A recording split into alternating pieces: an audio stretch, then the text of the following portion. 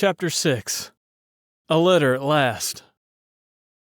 The next morning, Mina and Lucy went down to the harbor to see the damage the storm had done. Waves were still crashing against the shore even though the day was bright. Mina was glad that Jonathan wasn't at sea during the awful storm. But where was he? Was he safe? Why didn't he write? They went to the funeral of the Russian ghost ship's captain. He was buried quite near the girl's favorite seat in the graveyard. Mina was afraid the sad event would give Lucy more bad dreams. The poor girl did seem upset.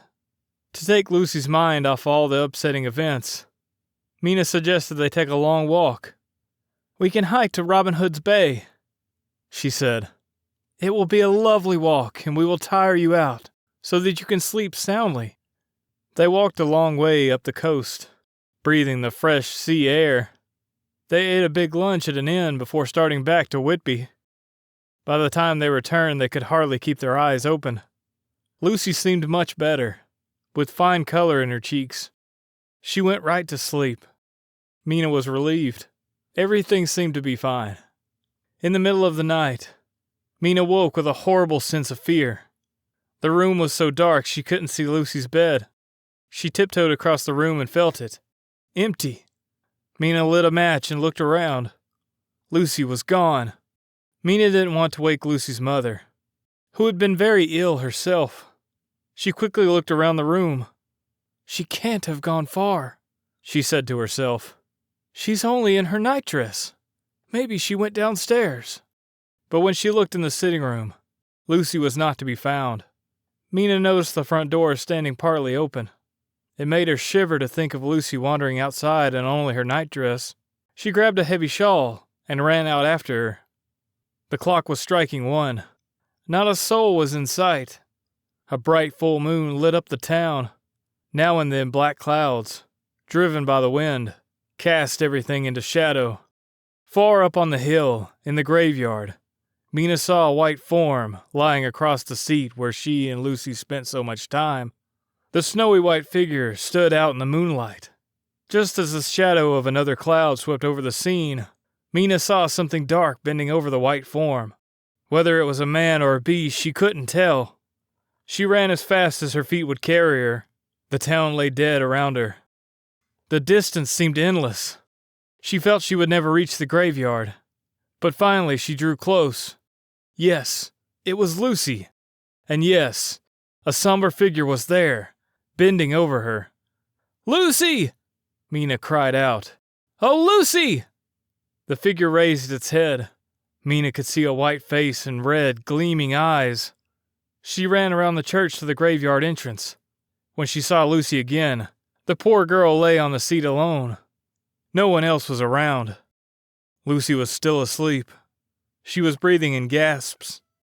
She hugged the collar of her nightdress around her throat and shuddered as if chilled. Afraid that her friend would catch her death of cold, Mina wrapped the warm shawl around her. She fastened it with a safety pin. She might have pricked the skin of Lucy's throat, for the sleeping girl put her hand there and groaned.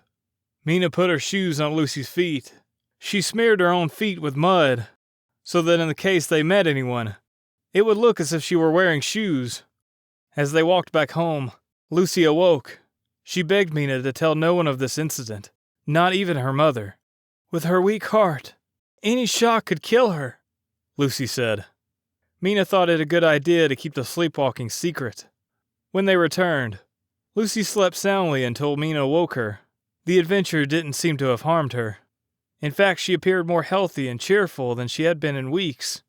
Mina did note that the safety pin had left 2 red pin pricks on Lucy's throat. She noticed, too, a drop of blood on the collar of her friend's nightdress. When she apologized for her clumsiness, Lucy laughed and said she hadn't even felt it. Lucy continued to walk in her sleep. Mina would lock the door at night and wear the key on a string around her wrist to make sure Lucy didn't go out again. One night she awoke to find Lucy sitting up in bed and pointing towards something outside the window. "It's only a bat, dear," she said. A great black bat flitted around in circles just outside the window. It came quite close, then flew off, headed for the ruined abbey and the graveyard. Another time, Lucy was tired and went to bed early. Mina went for a walk in the moonlight. Returning home, she saw Lucy leaning from her window. Mina took out her handkerchief and waved. Lucy did not wave back. She was fast asleep, leaning against the edge of the window. Next to her, Mina thought she saw a large bird. When she reached the room, she found Lucy back in bed, her hand clutched to her throat. She seemed pale, not her usual self. Still no news arrived from Jonathan, and now Mina had another worry. Lucy was growing weaker day by day. The roses in her cheeks were fading. She was always tired and had trouble breathing. She continued to walk in her sleep, often leaning out the window. Mina found that the wounds from the prick on the safety pin had not healed. If anything, they'd gotten larger.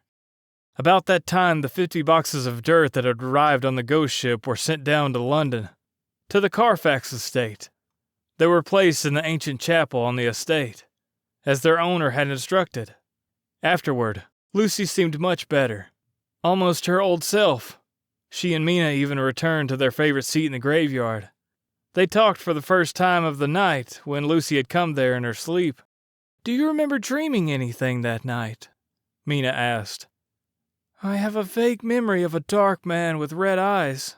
I heard a singing in my ears. My soul seemed to go out of my body and float in the air. Then I thought I was in an earthquake. I was shaking so.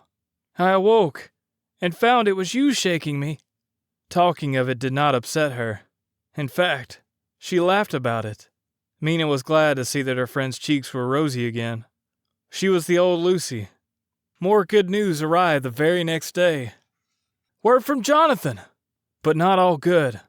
The poor boy had been ill. That was why he couldn't write. Instead, Mina received a letter from a nurse in a hospital in Transylvania. "Dear Madam, Mr. Jonathan Harker is not strong enough to write himself, but he is improving day by day. He has been suffering from a violent brain fever for 6 weeks. He had a terrible shock. He talks of wolves and poison, of ghosts and demons. He is going to need a long time to get over it. We are all impressed by what a sweet and gentle person he is. We pray for him every day. Yours, Sister Agatha." Mina at once made plans to go to Transylvania herself. She would nurse Jonathan to health and bring him home. They would be married right away. She made her plans as quickly as she could and set off on the long journey.